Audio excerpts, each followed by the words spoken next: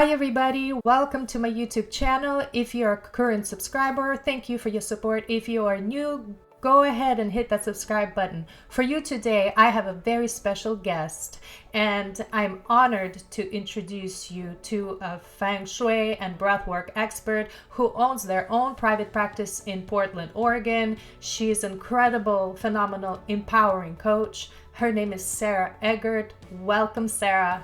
Thanks, Julie, and hello from Portland. Is there different aspects of Feng Shui energy that you would use for, let's say, inviting love into your life, inviting more abundance, like business, finance, and success, and I don't know, other things? Is there other differences? Yeah. So, there's always like the primary things of like prosperity and love, and I'll go over a few of those. And also, everyone is individual to a degree in regards to their home space. What does it look like? Focusing on love in some of the traditions of Feng Shui and just thinking about it from a universal vacuum, like creating space for something. Do you have space, a little space for bringing in somebody?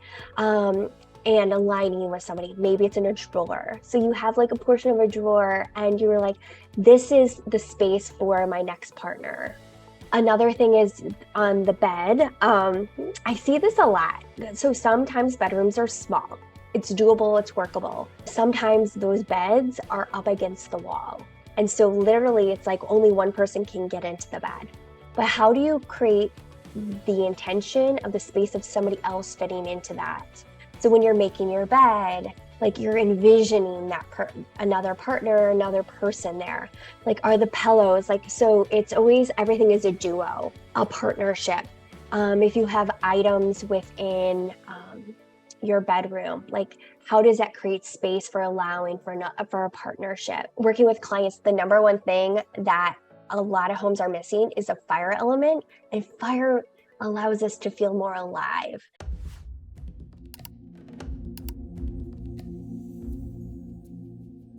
I invite you to comment below, share your thoughts and your feelings.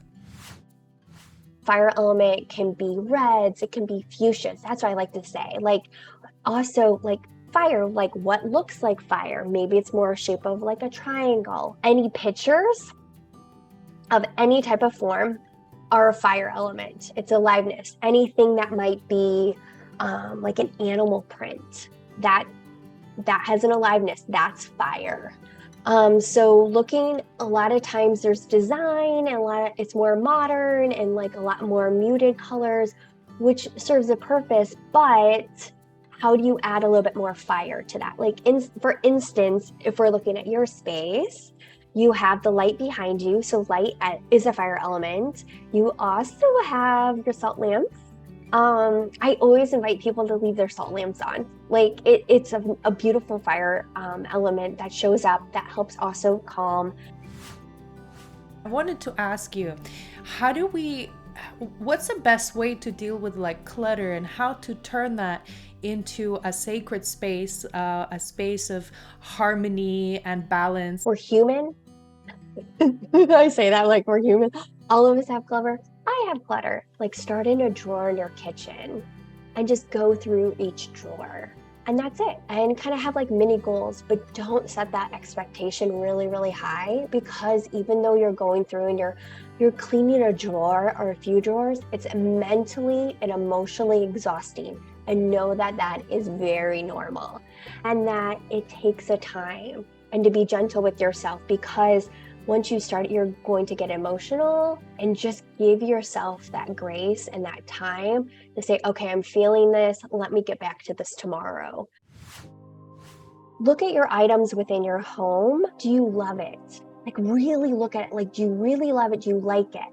And a lot of things that are in our home space or even in our office space or room space, we may look at like, I don't know why I have it. It was given to me. It was a gift, and I feel obligated to keep it. And when we start asking those questions, sometimes we're not even friends with the people that gifted it to us.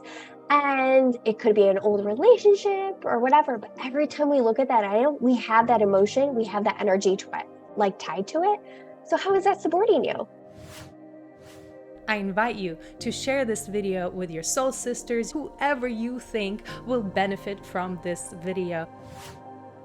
Wow, Sarah, thank you so much for sharing that. But I want to kind of roll back a little bit, because in like a few minutes ago, you mentioned something. You said clearing a space out if you're wanting to attract a new partner. Is it true that if you keep something from your past partners' relationships surrounding in your area, in your living area, that it kind of keeps their energy still there, or kind of blocks the energy for new to come in? And if it's true, what do we do with it? So sometimes there are gifts. They're a gift in our life at that time, and they're still a gift in their journey, and we look at it with gratitude. But then sometimes we might look at something with resentment and anger and fear, and you know what? That's not supporting us. Like, it just isn't. But really go through the exercise of like, how do I feel about this? Why do I have it? Do I just want to like set it off to the side and create space for something new, and then like come back to it? But just know that that item is there. You can gift it to somebody. You can sell it. You could donate it.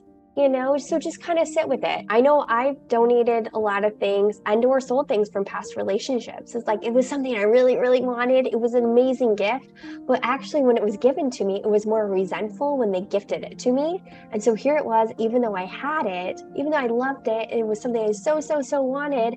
Every time I looked at it, like, I'm like, I can't take this. Like, I can't, this is like literally resentfulness just sitting here. And so I sold it on eBay. One of my exes gifted me this diamond necklace, and it's been like literally 17 years, and it's just sitting in my drawer. And every time I see it, I feel like I don't feel it's right for me to give it away or sell it away. I actually put it in a box to give it to my niece. But then I took it out because I'm like, yeah, that relationship didn't work out, and I don't want that energy to go to the next person. And then like selling it, I'm like, I don't know if I want the money from it. So it's literally been sitting in the same space, in the same box for 17 years, and I don't know what to do with it. I really don't. I don't know what to do with it. And when it was gifted to me, we were in love. It was like a really loving relationship, but we fell apart really painfully.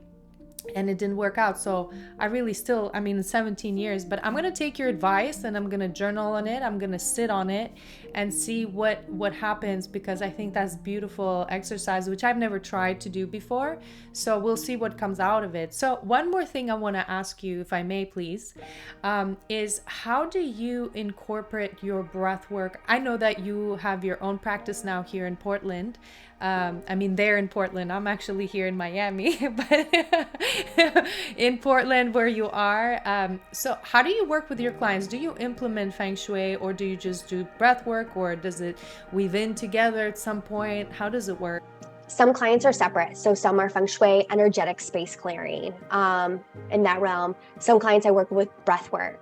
And then there's other clients I work with both. So the program's a little bit longer. It's about 3 months, depending on like what their timing is too, because it's a long process. Like, really, if people are wanting to work through a transformation within their inner world and their outer world, it's gonna take time. It's not a quick fix.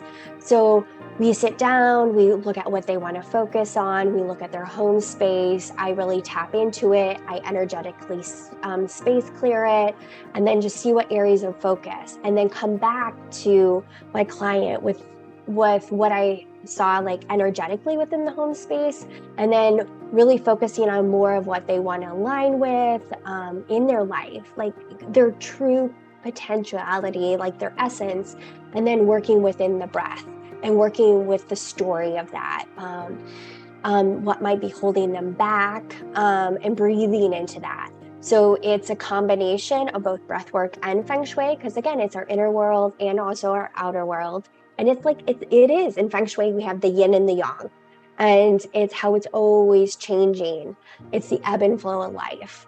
So I have clients that I work with Feng Shui and also energetic space clearing in their spaces, to really just upgrade them in life. And with the energetic space clearing, they don't have to do that much. I'm doing it all for them, but they're ready for it. They're inviting it. They're ready for something new. And then the Feng Shui aspect of it, we're actually like looking in their physical space. So they're kind of, a lot of clients will do Feng Shui about once a year. We'll look at their space. Quarterly, they'll do tune-ups, or even monthly tune-ups from an energetic space clearing, because a lot of people have a lot of things happening in their lives. And then also I work with clients with private breath work, where we're tuning in. I do virtual. So even though I am based here in Portland and I do have an office space here, I do virtual, also work with clients that way. So same thing with Feng Shui, energetic space clearing, all of that is virtual and can be in person too. And then the breathwork clients are virtual and also in person. Thank you so much, Sara, for sharing that. And then guys, make sure that you check Sara's information down in the description. She's got free gifts for you.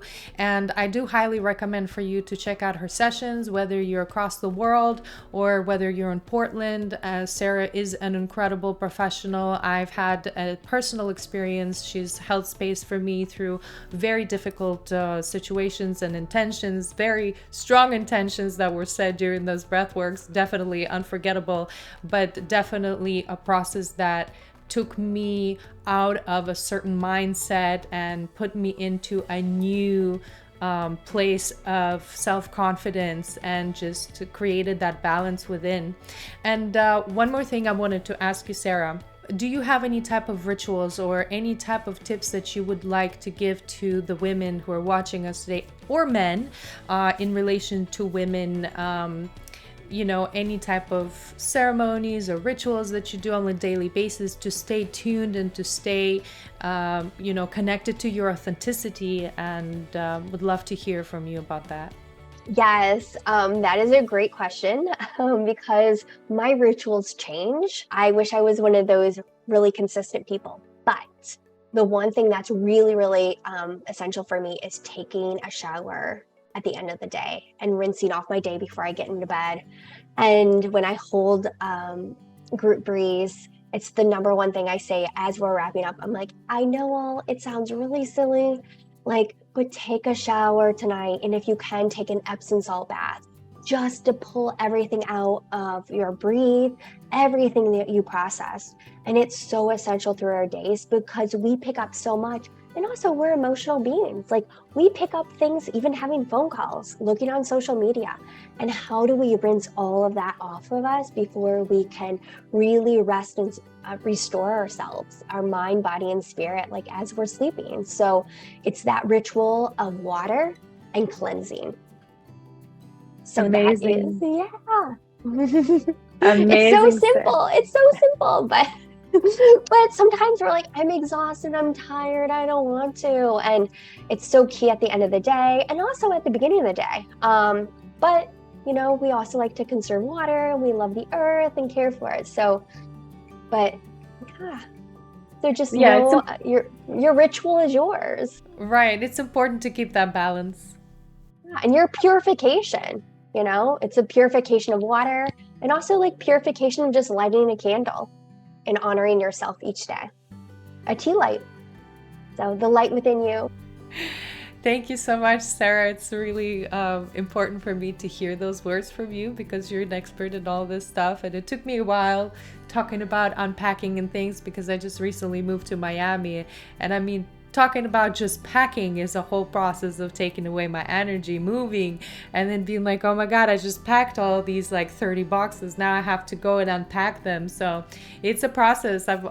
It's been 7 months since I moved here, and I'm still in boxes. A couple of boxes I have still in storage, and I'm just like, oh, I still need to get to it because I'm paying rent for it. Yeah, I'm here. I'm raising my hand too. It's difficult, so have grace with yourself, and it's all divine and perfect. And know that we all have it. We do. But how are we consciously aware of it, and how might it like be affecting us? That's when we really need to like be aware of it and address it, and also know that storage units do support us. They are supportive, but how much extra rent do we want to pay? Thank you, Sarah, again for joining us. You guys, make sure you check in the description and check out that free gift that Sarah has prepared for you especially. Also, make sure you follow her on social media and check out her website. Again, if you're in Portland, Oregon, make sure you book yourself for her breathwork session or get into the consulting for Feng Shui, and make sure that you just, go for it. Go and live for your balanced and healthy life. Thank you, Julie, so much. Bye. Bye.